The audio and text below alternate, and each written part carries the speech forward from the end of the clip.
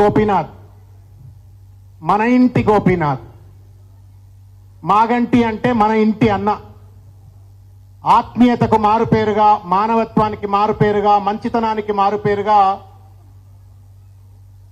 పేరెన్నిక కలిగినటువంటి ఒక నాయకుడిగా గ్రేటర్ హైదరాబాద్ లో దాదాపు 30-40 సంవత్సరాల పాటు గ్రేటర్ హైదరాబాద్ ప్రజలందరికీ కూడా సుపరిచితుడైనటువంటి ఒక బలమైనటువంటి ఒక మాస్ ఫాలోయింగ్ ఉన్నటువంటి ఒక నాయకుడు మాగంటి గోపీనాథ్ గారు.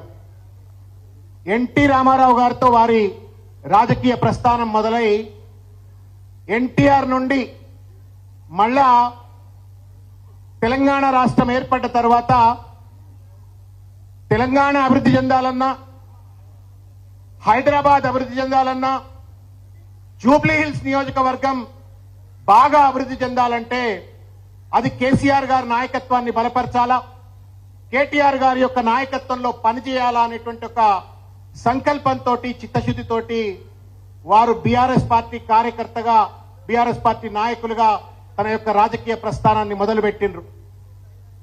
ఎప్పుడైతే బీఆర్ఎస్ పార్టీలో అడుగుపెట్టినరో అప్పటి నుండి కూడా ఒక శ్రీరాముడికి హనుమంతుడు ఏ రకంగానైతే ఒక లాయల్టీ తోటి, ఒక చిత్తశుద్ధితోటి ఏ రకంగానైతే హనుమంతుడు రామచంద్రుడికి ఎట్లయితే పనిచేసిండో, మాగంటన్న కూడా అనేక ప్రోద్బలాలు, అనేక రకాలైనటువంటి ఒక రాజకీయ పరమైన ఒత్తిళ్లు, ఆర్థిక పరమైన ఒత్తిళ్లు వచ్చినప్పటికీ కూడా కేసీఆర్ బాట విడవలే, కేటీఆర్ బాట విడవలే. వాళ్ళిద్దరిని నాకు రామలక్ష్మణులు అని చెప్పని హనుమంతుడు ఏ రకంగానైతే ప్రస్థానం కొనసాగించిండో, మాగంటన్న కూడా కేసీఆర్, కేటీఆర్ వెంట పనిచేస్తూ ఆయన జూబ్లీ హిల్స్ నియోజకవర్గాన్ని అత్యంత అద్భుతమైనటువంటి రీతిలో అభివృద్ధి చేసిండ్రు. నేను మీ డివిజన్లే ఉంటా, ఆ పక్కనే ఉంటా. నేను కూడా దాదాపు ఒక 25 ఏళ్ల నుంచి ఇక్కడనే ఉంటా. నేను కొత్తగా వచ్చినప్పుడు ఇది ఓ పల్లెటూరు లెక్క కనబడతా ఉండే.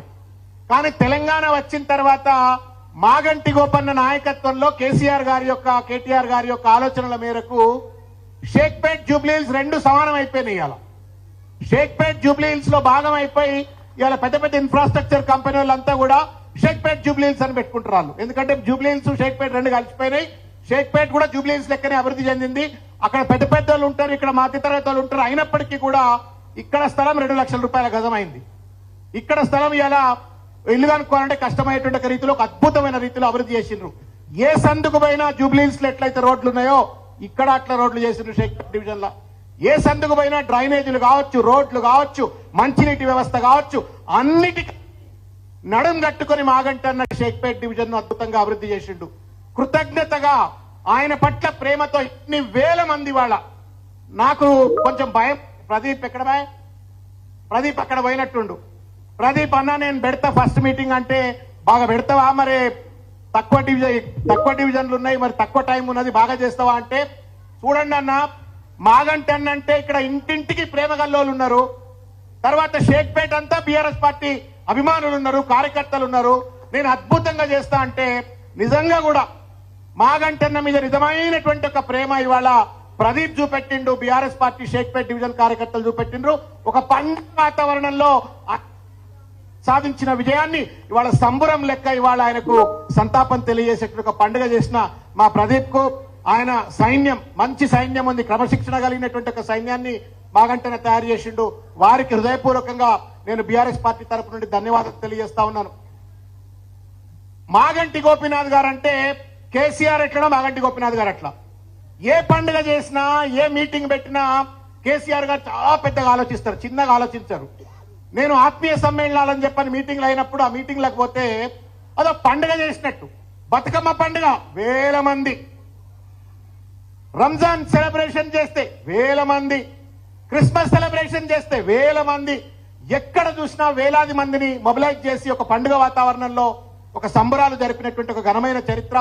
పెన్షన్లు ఇచ్చినా, షాదీ ముబారక్ ఇచ్చినా, లేకపోతే రకరకాల కళ్యాణ లక్ష్మి ఇచ్చినా, అన్నా అంటే నేనున్నా అని చెప్పని మాగంటన్న మనందరి తలలో నాలుక వెళ్ళ ఆయన 3 సార్లు ఎమ్మెల్యేగా గెలుపొంది మనందరికీ కూడా అభివృద్ధి అందేందుకు, మన డివిజన్ అభివృద్ధి ఎందుకు, జూబ్లీ హిల్స్ అభివృద్ధి ఎందుకు పాటుపడ్డటువంటి ఒక ఆయన ఇవాళ హృదయపూర్వకంగా శ్రద్ధాంజలి ఘటించిన మీకు హృదయపూర్వకంగా ధన్యవాదాలు తెలియజేస్తా ఉన్నాను. అయితే మిత్రులారా, జాతస్య మరణం ధ్రువం, పుట్టిన ప్రతి ప్రాణి గిట్టక మానదు. అట్లాగే దేవుడికి అంత మంచోడు కాబట్టి నువ్వు కిందుంటే ఎట్లనా నా దగ్గర ఉండాలని చెప్పని దేవుడు పైకి తీసుకుపోయిండేమో, ఆయన తీసుకుపోయిండు. ఇవాళ మాగంటన్నకు మనం స్థితమైనటువంటి ఒక నివాళి అర్పించాలంటే, మాగంటన్నకు నిజంగా ఆ ఆత్మ పైన ఉన్నటువంటి ఒక మాగంటన్న ఆత్మ సంతోషపడాలంటే జూబ్లీ హిల్స్ లో మళ్ళొకసారి బీఆర్ఎస్ పార్టీ జెండా మాగంటన్న స్మృతిలో తప్పనిసరిగా బీఆర్ఎస్ పార్టీ జెండాను మనం గెలిపించుకోవాల్సిన అవసరం ఉంది.